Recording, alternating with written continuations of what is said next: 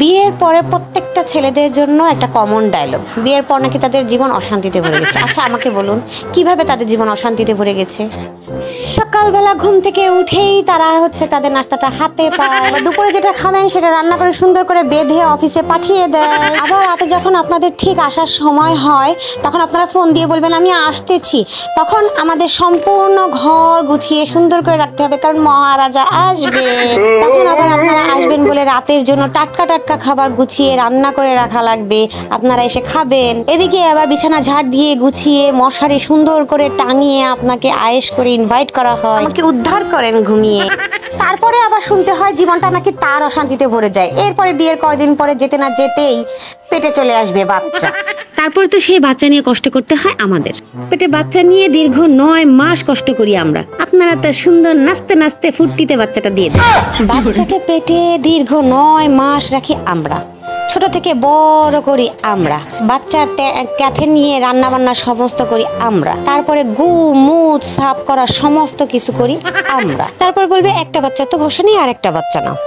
তারপরে সিজারের কষ্ট তো আছেই। এই 2 বাচ্চাতেই আমাদের জীবন তেনা তেনা তেনা তেনা হয়ে যায়। সিজারের কষ্ট ভোগ করি আমি, তারপরে তো সারা দিন ওয়াক টানা বমি করা আছেই। তার মধ্যে এত কষ্ট করি সব আমরা। ওদিকে ছেলেরা বলবে তাদের জীবন তেনা তেনা হয়ে গেছে, চোখের নিচে কালি পড়ে গেছে আমাদের বাচ্চা পালতে যেয়ে। তারপরে স্কুলে নিয়ে যাওয়া, খাওয়ানো পড়ানো তো আছেই। এখন তো আবার আমাদের খোঁচা দিবা, তোমাদের তো টাকা কামাই করা লাগে না, তাহলে বুঝতা টাকা কামাই কিভাবে করে।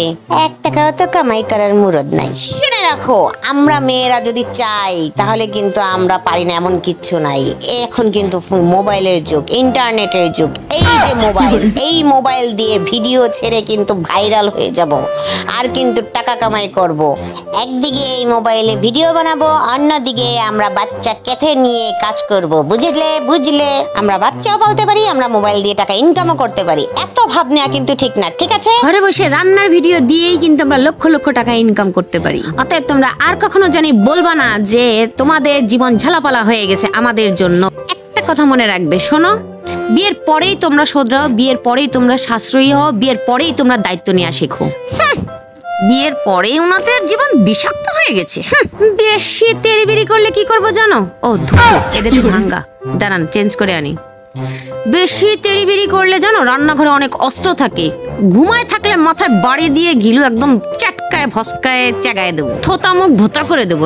যদি আর কোনোদিন শুনছি যে আমাদের জন্য তোমাদের জীবন বিষাক্ত হয়ে গেছে বলছো। এবার আপনারা মহিলারা যারা যারা আমার ভিডিওটা দেখলেন তারা যার যার স্বামীকে ভিডিওটা শেয়ার করুন তো দেখি। নাহলে আপনাদের জন্য এত কষ্ট করে ভিডিও বানালাম, তা যদি শেয়ার না হয়, এই যে দেখেছেন, ও মা গো আমার স্বামী এসে গেছে বাড়ি।